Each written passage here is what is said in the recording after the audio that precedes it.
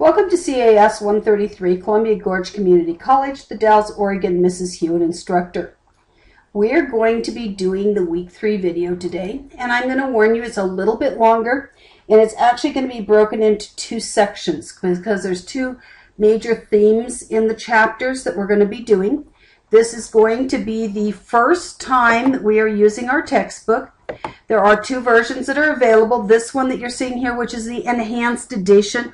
The other one looks just about like it, minus the words enhanced, and they both work exactly the same. There's no difference for us. So it doesn't matter which one you have. So we're going to go to week 3. We're going to scroll down here a little bit because my mouse bounced us back up. And we're going to get down to week 3. And as you come in, you'll again have some of those helps. And there's a little bit more there this week because you are starting into a new program that some of you have never used much or never used in any depth at all. And so there are quite a few resources there for you if you get stuck. But let's go on down to the rest of it. You're going to have your video to watch. Obviously, you're watching it. Below that, it's going to talk about Wednesday night feedback. Something I'm going to offer you is if you have what's going to be called the learning project done by Wednesday night, say dinner time, let's call it, 6, 6:30, 7, something like that. If you have it done that evening, I'm going to sit down, I'll go through and I'll score them. I may grade them, or I may just give you feedback on them. What I'm really looking for is crisis level mistakes. So if you've got something really majorly wrong with it, I can warn you before you move on to the second project, which actually applies some of the skills you were learning in the first project that you just had problems with. So it's a really good safety feature. It'll save you a lot of work and redoing, but it's up to you and your schedules. So there's a little talk about that. There's also the audio transcript, because if there isn't any way to close caption it, we need to do the audio. So there you go. Some information about the application project, which will be a second video that I will be putting there because otherwise this is going to get way too long. Word project tips and tricks. So if we find something, those may be blank at this point, but if we find something that would be helpful, throw it in my direction and I'll add it to the tips and tricks so that other students, not only this term but in terms to follow you, can have that helpful hint or suggestion. There are a couple of YouTubes that I've left in here that basically will help you with inserting pictures and dealing with making flyers. Now, you don't need to have the student data files yet. That's going to go when we do the application project, so we'll talk about that then. Using a different version. Now, if you're using Office 2013 or 365, there's still going to be times that you're going to have to match colors and styles because Microsoft Office stole them. That's all I can tell you. They took them out. They're gone. They used to be there. They're not there anymore. So we're all in that same boat, everybody that's making these.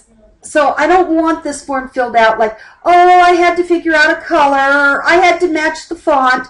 I got it. We're all doing that. Everybody, I don't care if you're using 2010, if you're using the Mac 2011, or if you're using 2013, you're still going to be doing that matching colors and fonts.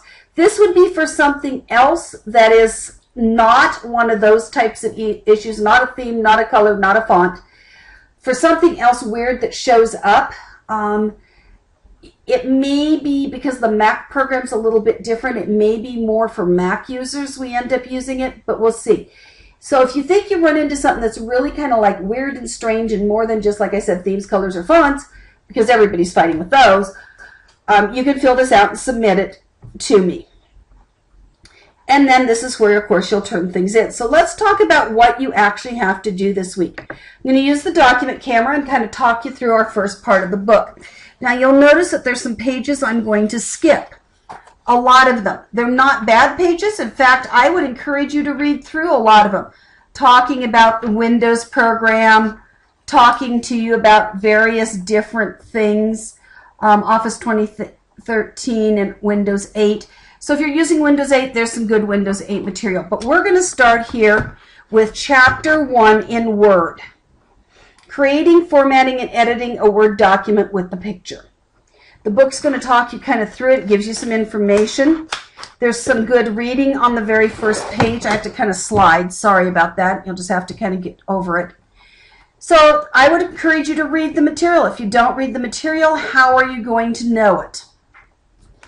Then this is maybe the most important part at this point, is this is what your finished product should look like. Now I can open it up and get in the background and see how you did it. So if you just look at this picture and try to put it together, I can pretty well promise you you won't make it. However, it's always nice to look at it. So when it says certain color and you don't have it, you can come in here and you can look at this color. Don't use my picture. The color on the computer is not nearly as accurate as the one in the book. So you can kind of look, do you have the bullets? Do you have things self-centered? Do you have them colored? Do your sizes look about right? Has your picture had what it needs done to it? Do you have the border on it? It's really easy to kind of catch boo-boos if you look at that picture before you submit your work. So now, leaving that behind, moving into your directions. Again, there's kind of this road map talking to you, getting you started. And then they start really basic, like how to open Word. If you need that, there you go. And then it's got you in the print layout, which is probably good to do. So everybody's kind of working the same style, kind of talking about some of the tabs up there. Entering text. It's going to have you type some text. You'll notice there are a lot of pictures in here that kind of have arrows and things to kind of like look here, look down here, look over here. So it's trying to help you get oriented to using the program. The book will continue basically that same process. It's going to walk you through each section.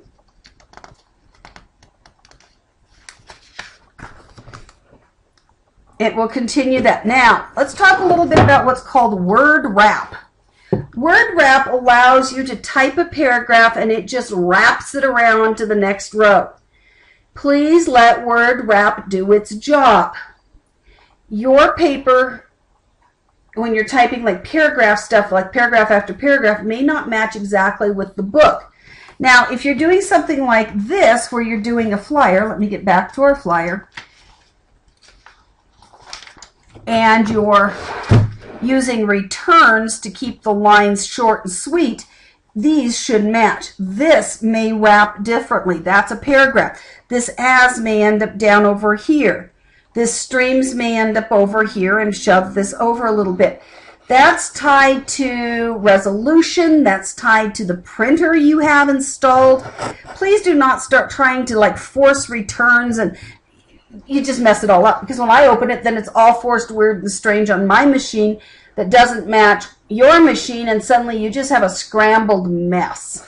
So please allow word wrap to do its job on paragraph type stuff. All right.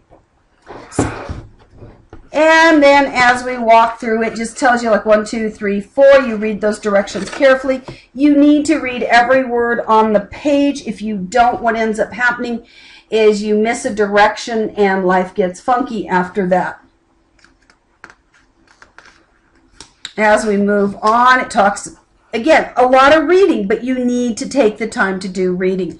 I know students, they'll just try to go 1, 2, 3, 4, 5, got it, move on, and they have a mess when they're done. Now, when it gets to themes, this is a good point. Microsoft stole most of the themes.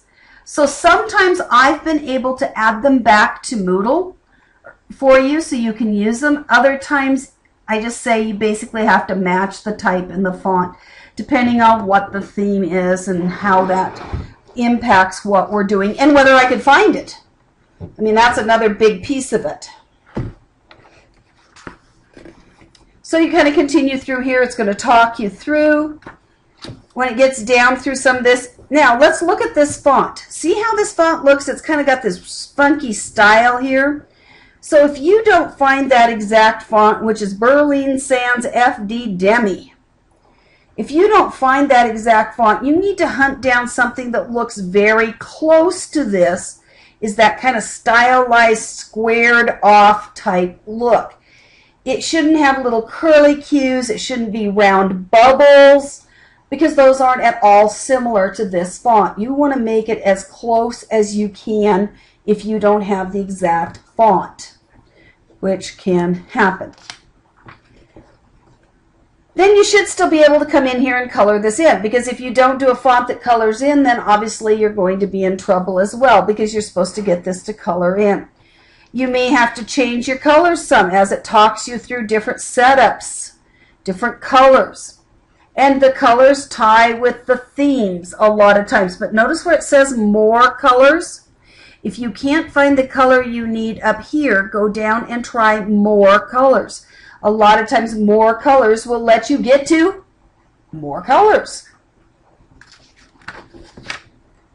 So you're going to kind of keep following along. Things are going hopefully pretty smoothly by now. Hopefully you're saving as you go. I don't really care what you call it. I do care that you save it often.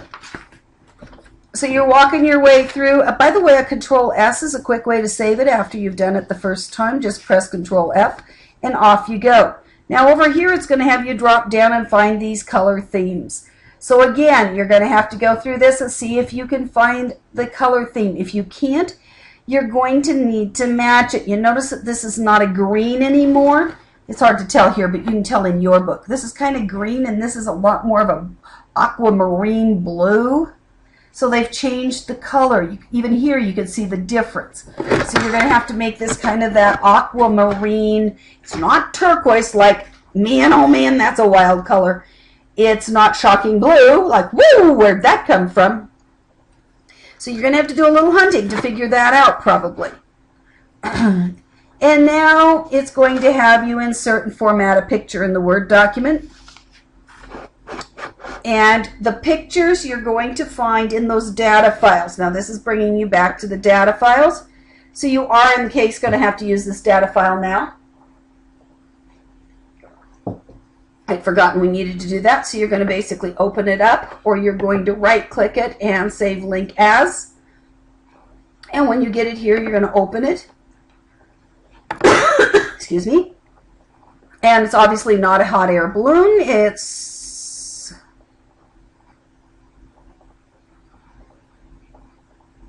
Mountain Trail. Now, I can't just use it this way. I'm going to have to grab it. Excuse me. And drag it out of that folder and set it over on my desk. Once it's there, then I can use it. So you have to go get that picture.